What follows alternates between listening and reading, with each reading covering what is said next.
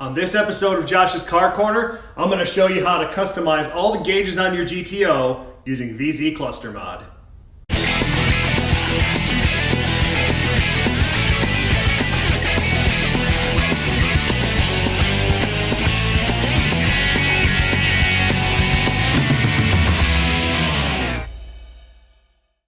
So there's still some people in the GTO community that don't know that there was a program created about 10 years ago that allows you to go into the cluster and unlock a lot of different features that are actually built into this thing that either were not activated or not activated for the US market. It's a program called VZClusterMod, and it was created by a group of GTO enthusiasts that were also software engineers and code hackers. They got into the memory and then they figured out where a lot of different parameters were stored, and they built a program that allows you to easily change some parameters. And if you're a more advanced user that knows a little bit more about coding, you can get into more advanced things and modify things that aren't necessarily straightforward to change. It allows you to change all kinds of things. For example, a lot of people have noticed that there's this little dot that lives here in the tachometer, and people have wondered what that is for a long time. It's actually a built-in shift light and alarm, which you can enable with the software. You can switch the logo for when it turns on. So if you don't want it to say Pontiac, if you want it to say Holden, HSV, or for some reason you want it to say Chevrolet, you can change that too. If you want to turn off the little lamp that tells you that the daytime running lamps are on, you can turn that off. Or if you wanted to disable the DRL system completely, you can do that as well. If you have an 04 and you don't like how the little MPH lamp glares at you, you can dim that. If you have a manual transmission and you feel like it, you can change the cluster to remind you when to change gear. I don't know why you'd want that, but it is a feature that is in there. If for some reason you wanted to turn off the digital speedometer, you can turn that off as well. But the one I feel is most important and that I'm really excited to show you today is you can take the coolant temp gauge and you can modify it to actually read like a gauge should read. A lot of people might not have noticed that the way Holden programmed these things, they're basically the equivalent of a dummy light. The needle stays at 3/8 pretty much from 180 degrees all the way up to about 230, and it doesn't climb or drop until it gets outside of that range. So I am going to show you guys how to reprogram that today. There's all kinds of preset commands that were baked into the program that the people who created it gave you, and there's a lot of helpful shortcuts in there. To program the coolant temp gauge is a little more advanced, but I'm going to take you through all the steps. In order to do this, you do have to get a specific kind of cable, which I'm going to get out of the car right here. You have to have one of these cables. Now, back in the day when I was programming 90s cars, this kind of thing was referred to as an ALDL cable, or an automotive language data link cable. Basically, this plugs into the OBD2 port that's underneath the dash, and back in the day this would have been a 9-pin serial connector, but these days it's USB. But you have to get a cable like this, and there is a website where you can get pre-made cables. If you've got a little bit of technical knowledge, you could make your own cable. I would recommend, for convenience, just to get one of these cables yourself. Or you can reach out to your friends in the community, because chances are you know somebody that has one of these cables and would more than likely be willing to let you borrow it. So I'm actually borrowing this one from my buddy James down in Arizona, and once I'm done with this video, I gotta send it back to him so he can start doing some of the things. I have figured out how to unlock a couple of extra things that they didn't tell you about, and I'm still finding more stuff the more I dig into it. So I'm gonna get set up to be in the car here. I'm gonna get my laptop hooked up. We're gonna video capture so you can see exactly what I'm running when I run it, and I will take you through all the different things you can do and what you have to activate to make these things work. Okay, the first step is to plug this cable in under the dash. Now, if you get the pre-made cable, it's gonna have little red and green LEDs in the end of the connector here. When you plug this in, they should start blinking. That's because it's picking up the heartbeat from the body control module. So if you have that, then you know you've got the heartbeat. It's kind of tricky with these cables, I find. It can be hit or miss to get it to actually connect to the software. So it might take a little bit of work. But I find it's easiest to have the car on when you start this. What happens is when it has a glitch and doesn't work, it kind of takes control of my mouse cursor and starts moving it around the screen on me. So hopefully this works first try. I'll know in a few seconds. If my mouse cursor takes off here, then it's being goofy. Seems to be working. Nope, nope, there goes the mouse cursor. I don't know why this is so hit and miss. It just is hit and miss. At least it is with this cable. So let me try this again.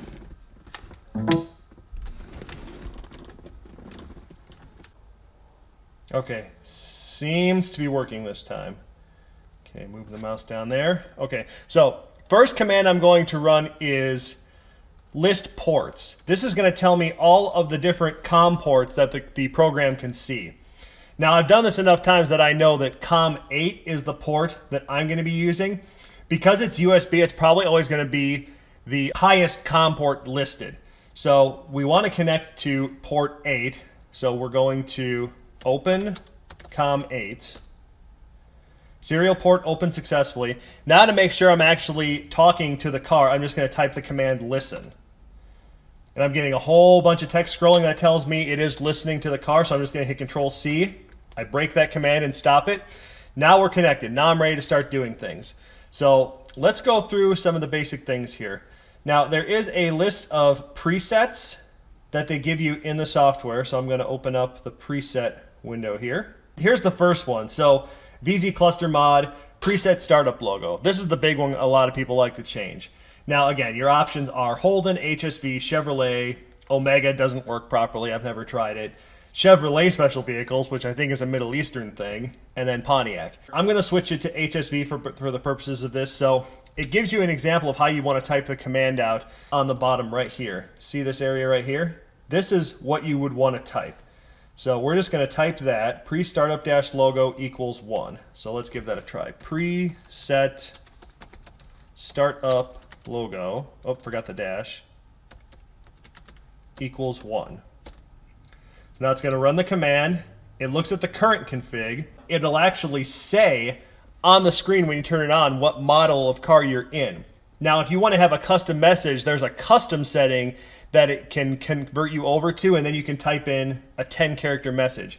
Okay, so now I've got up the command preset custom text. There's actually two different parts to this because there's the custom text that you can put in, which is up to 10 characters, and then to the right of that is where the HSV serial number would go. Now you can put in any number from 0 to 65535 in there. Most people just put their model year, so 2004, 2005, 2006, but all you can do on that right-hand section is numbers. So I'm just going to say for the purposes of this, I'm just going to change the custom text to VZCluster, and then I'm just going to change it to 2006. So we'll go ahead and type that command in. Preset custom text equals VZCluster. We'll wait for the heartbeat. It looks at the current configuration, and then it writes the new one. Every time it does a write, it reads what's in the cluster first, and then it writes back. This is to make sure that it's not writing more data blocks than it initially pulled, and to make sure that it's writing data blocks in the correct places. So every time it does a write, it does a read first. So you'll always see that when it runs one of these commands. So I've done that part. Now I'm going to change the serial number to 2006. So I believe that part was up here. Preset HSV number. They say it's a range of 0 to 9999, and maybe it can only support 4 characters, but in hex it could support up to 65535. I just don't think anybody's ever tried it. But I'm going to put in 2006 just for the purposes of this demonstration. So preset HSV-number equals 2006. There's just 2 hex values it has to change to make that happen. That is done. Okay, let's move on to the next range of commands. The one I think everyone's going to be most interested in, at least with a manual transmission, is the shift light. So let's talk about that. Now, it's been rumored that on the 2006 models, you can't make the shift light work. You actually can make it work, but they did something different on the 2006 clusters. So if you look at what's on the screen right now, see how it says cold shift light first gear, second, third, fourth, fifth, all that stuff? On a 2006, what you're going to find is that all these shift light RPM numbers are set to 9,000 RPM. And that's why it doesn't work, because you're never going to reach 9,000 RPM to activate the alarm. On the 2004s and 2005s, there are some preset parameters in there for RPM, and you can see here first gear 5900, second gear 63, third 64, 60, and so on and so forth. What you have to do with the 2006 clusters is you have to change those RPM limits too. So we're going to go back to the top here, because this is another one of the preset commands, and we're going to do that. So the first thing we're going to do is turn the shift light on. So we're going to run the basic command preset shift light dash on. Okay, we have now enabled the shift light. Now the other thing I'm going to do is set the shift point RPMs. So not only are you setting the shift point RPMs for the gears, you're also setting it a cold RPM. So when the engine is below 185 degrees, you can actually set a RPM limit to remind you to shift before your fluids are up to temperature, which I think is a good idea. I never give my engine any RPM until I've seen the temperature needle move off the bottom, because then I know I've got at least enough heat in the motor that the oil is starting to thin out a little bit. You want that, and you want to be in closed loop mode before you start giving it any stick. So when I run the command here, I'm going to do this: preset RPM set equals. You put these numbers in, no spaces, just number, comma, so you'll see here. So I'm going to say I don't want to rev above 2800 RPM until my engine's fluids are warmed up. Because your engine's going to get to redline a lot quicker in each gear, you don't want to just set the same RPM for every gear. You're probably going to want to play with this a little bit and figure out where you want to have the shift point set based on your reaction to it. Because my motor can wind up to 6800, I'm going to say first gear would probably be about 6200 RPM. Now second gear, I'm not going to get there quite as fast, so I'm going to say, 6400 RPM. Third gear, I'm going to get to that a lot sooner, so I'm going to say 6600 RPM. Fourth gear, I'm going to say 6700 RPM. And then for some reason, if I'm ever going this fast in fifth gear, 6750, just before my red line. So I'm going to go ahead and hit enter on that. Okay, and you can see even though the example gives you 50 RPM increments, you can't do 50 RPM increments. It only goes every 100 RPM. But that's okay. So if you can look here, you see I have made the updates. My cold shift is stout at 2800 RPM. First is 62, 64, 66, 67. And shift light on is now true instead of false. And you can also see custom text VZCluster. That's in there as well. Now let's look at the daytime running lamp functions. I'm not going to do these because I actually don't mind it. But if you did make the change and then you decided you wanted to go back, you can do that too. So here's the commands right here. Preset DRL stock. There's nothing to do but type that in. You type that in and it runs the command. The other one is preset DRL light off. What that does is it just turns off the light on the gauge cluster itself. The DRLs will still work, but you won't have the light to remind you about it. And then preset DRL full off. That will turn daytime running lamps off entirely. And the reason that happens is because, believe it or not, the daytime running lamps are actually controlled by the cluster. The command, the wire that actually triggers the relay under the hood actually comes off of the cluster to run this thing. So the DRL module, if you want to say there is a DRL module, is actually built into the cluster. A lot of people don't know that. Now, if you had a 2004 model, here's a command worth running. Preset mile per hour dim. That's an important one because apparently on the 04s that mile per hour lamp is pretty intensely bright, and this will dim it right down. Preset transmission.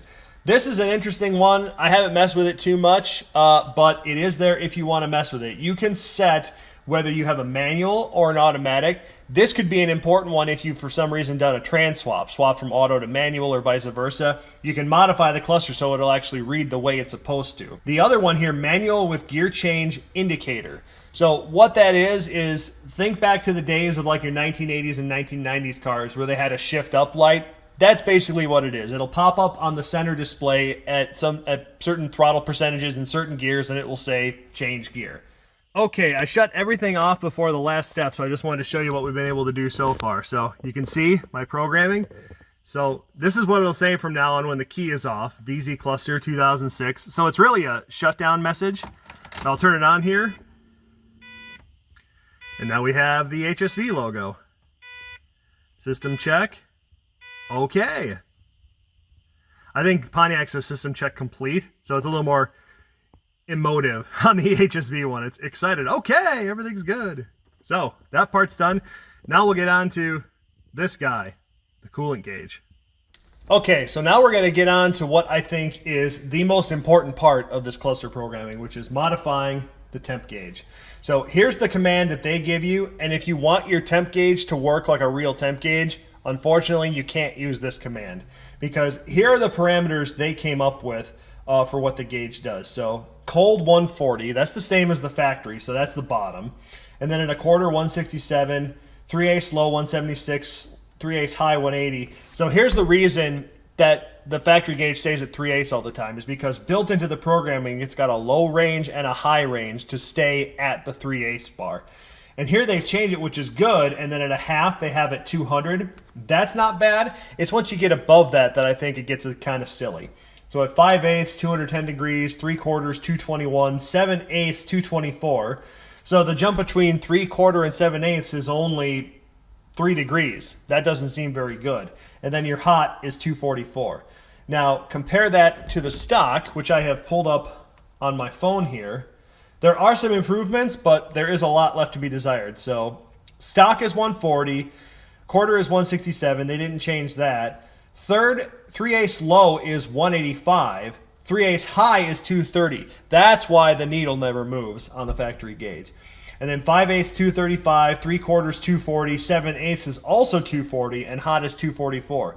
So again, their setup above the halfway mark on the gauge is just ridiculous. So what I'm going to do is just set my temp gauge back to stock so I can show you what it looks like stock.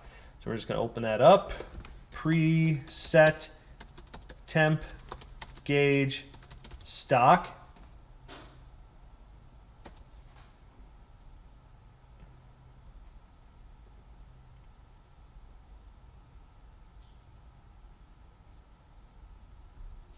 Okay, what you have to do, and this is where you don't have any instructions. I have to look at these instructions on my phone because this is where I have them. So the first thing we have to do is we have to type in a secret code that isn't mentioned anywhere called IDDQD. And if you know what that's from, please post it in the comments, because not a lot of people remember what that is. But it's a secret, old-timey God mode code from something. I'm just going to say that. But he hit that. And then it says, this allows direct memory reads and writes and unlocks the cluster. You can brick if you're not careful, you have been warned. Now, once we've done that, the next thing we have to do is go unlock. We've now unlocked the cluster, and we can now start modifying memory ranges on our own. So the thing we have to do first is we have to read the area where the coolant information is stored. So we need to do a read mem 3 echo. This is the area that the cluster gauge data lives in, and it even tells you on the display here. It actually says temp low, and here are all the parameters that it sets. Now, here's where it gets a little bit tricky. The cluster does everything in Celsius, so we have to convert Celsius to what we want in Fahrenheit. So I now have to modify this to the ranges that I want to use, but I have to do it by converting Fahrenheit to Celsius. Say you wanted to set a value at 220 degrees. Now we know that it is 104.44 in Celsius, so you can decide whether you want to round up to 105 or round down to 104. But then what you need to do is go into this converter, and you want to convert the decimal value of 104 to hexadecimal. So that address range would be input into this as 68. So 68 is 104 Celsius, which is 220 in Fahrenheit. Now what I've got on this notepad right here is the list of values that I came up with that I think makes this the most usable and functional gauge that also doesn't look too different to what we are used to seeing in the car. So here's what I've got. Cold, 140 degrees, which is the same as factory. 1/4 is 160 degrees. 3/8 low is 180 degrees. 3/8 high is 188 degrees. Halfway is 201. 5/8 is 3/4 is 236 is at the 7/8 bar, And lastly, fully hot is at 248. There's also one other feature you can change in here that you can use the old-fashioned command to use, and we'll use that, which is called preset overtemp. So basically it's an alarm to let you know that the engine has gotten too hot. I set it at 115 degrees Celsius, which is actually 240. So before I even get to the very top of the gauge, I've got an alarm going off telling me that the engine is getting too hot. So you can come up with your own values. It's just if you want to do that, you have to convert Fahrenheit to Celsius. Then you have to convert Celsius to hexadecimal so you can put it into this thing. But I'm going to run the command based on the values that I came up with so you can at least see how the command goes in. So we've done our read mem. Now we're going to do a write mem 3 echo equals. So this is where you just have to be very careful. If you do make a mistake, it will let you know that what you're trying to put in is not the same as what it read. So as long as the length of the data is the same, it'll work. First value 140 is 3 Charlie. Next is going to be 160, that's 47. 180 is 52. 188 is 57. 201 is 5 Echo. 212 is 64. 224 is 6 Bravo. 236 degrees is 71. And finally 248 degrees is 78. We hit enter, waiting for heartbeat, send, data length, writing to complete, write complete. Okay, so if I do a read mem 3 echo, I should see my new values. And it'll even give them to me in Celsius. And I can compare them because I have Celsius in here. 71, yep, 82, 87, 94, yep, 100, 107, 102. So that write has been successful. So now my coolant temp gauge will actually look and work like a coolant temp gauge should. There's one more command I'm going to run, and that's for the overtemp value. So I'm going to do that quick. Preset overtemp equals 115. So this is another one of the pre-baked in commands. It's just going to change that value to 115 degrees Celsius for me. Now the car's got a coolant temp gauge that works like a coolant temp gauge should. And I think this is the most important thing that you can do out of all the different things you can change with this cluster, because now you can actually know what your engine is doing for coolant temp, and you don't have to sit there and guess. You can actually see it get hotter and colder in traffic, and you can see how much hotter or how much colder. Those are the most basic things. Now, there are some advanced things you can get into. Now, if you don't care about any of that, you can just skip over this chapter to the final chapter. But I'm going to open up a notepad here. So if you really want to get into this stuff, I actually went through every single memory address in the cluster, and there are a lot of things that are checked off and identified in the cluster that you can flunky with. So I'm just going to start at the top here. 0 by 0, 1. Now there's some things that change kind of dynamically based on you driving. So speed pulses per kilometer is not one of them. And honestly, you'd never need to change that if you have HP tuners and you can modify those parameters in the ECU. You'd rather do it there, not in the cluster. Tachometer pulses per rev, you wouldn't want to mess with that either. That's really the difference between having a V6 and a V8 or something like that. They have different pulse outputs. Fuel sender resistances or fuel sender volume. That can be handy if, say, you install a fuel cell and then you're going to have a stick that's reading differently. You can make the change here, but again, you can also make the change in the ECM, so you don't necessarily have to change it here. The values in the ECM always take precedent over what comes in the cluster. Fuel tank capacity in liters, you could change that if you wanted to. I don't know, fuel tank damping construction, that's in there. I have no idea what that means. Here would be an interesting one. Low fuel warning, you can set when it sets off the low fuel alarm, and also you can also change when it sets off the very low fuel warning alarm. So if you wanted to have it, say it's, by default that normally goes off when you got about 40 miles to go. If you wanted to change that to 30 miles or 50 miles, you could change it. I don't know why you'd want to, but you could. Mile per hour brightness, we went over that. DRL lamps, that's in there. Engine temp parameters, we did that. High temp warning, we did that as well. BCM output variables, I would not monkey with that. That's the way the cluster talks to the body control module. I don't know enough to mess with that. I'm not messing with it, but it is in there. Overspeed enable, disable. You can do that just by going through the menu. There's no point messing with it in here. Brake chime in seconds. I think when you have the handbrake on, it lets out an audible alarm and it says something about brakes on the cluster when you do that, or if there is a problem with the brakes. I think this would change the frequency of that chime. I don't know why you'd want to monkey with that, but you can. Now, police mode, that's the one, it's at value 0 by 50 in the memory. I think it's just 1 bit that you would alter, but it would basically turn on or off the digital speedometer if you felt like turning it off. Instrument levels an interesting one. I think that's got something to do with the difference between having a cluster that's only in kilometers per hour and then a cluster that can do miles per hour and kilometers. So we might be a higher instrument level.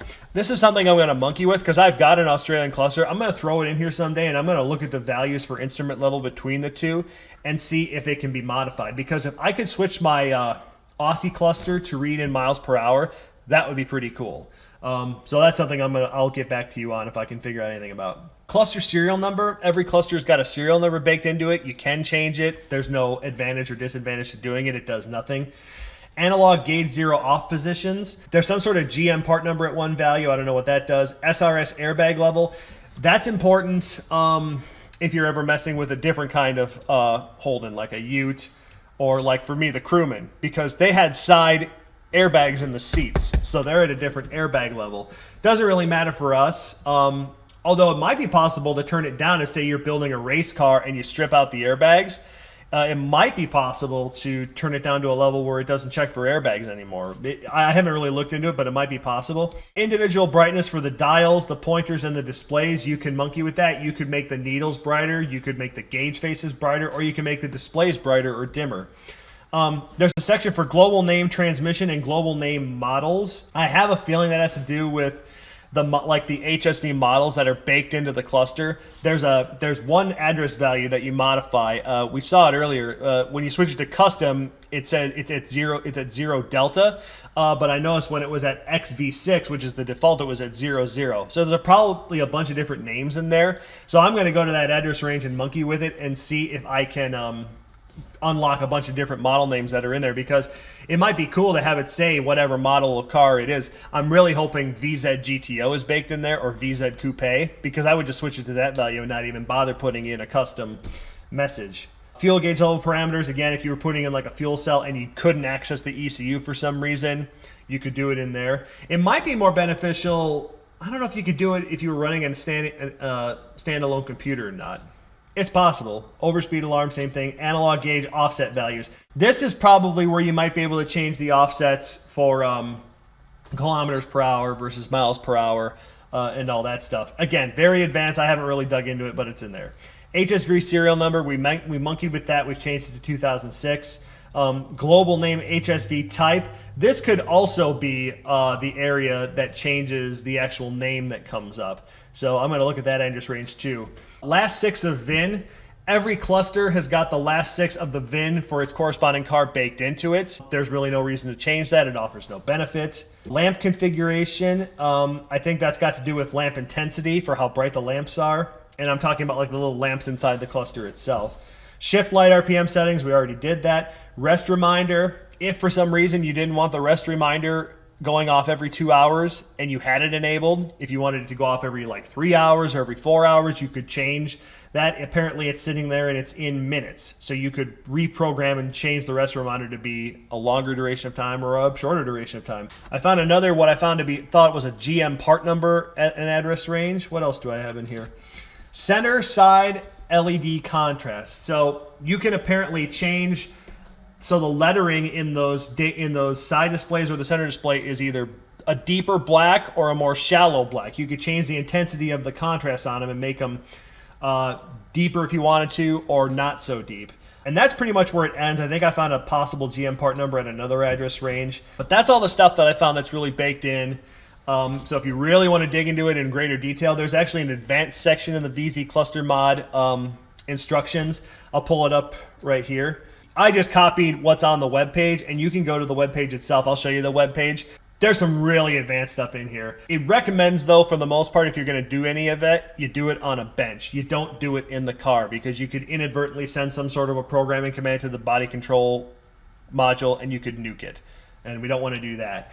There's actually a bench mode you can enable in this software to tell the software that you are just on a bench. You're only talking to the cluster. You don't have a body control module, so don't look for it.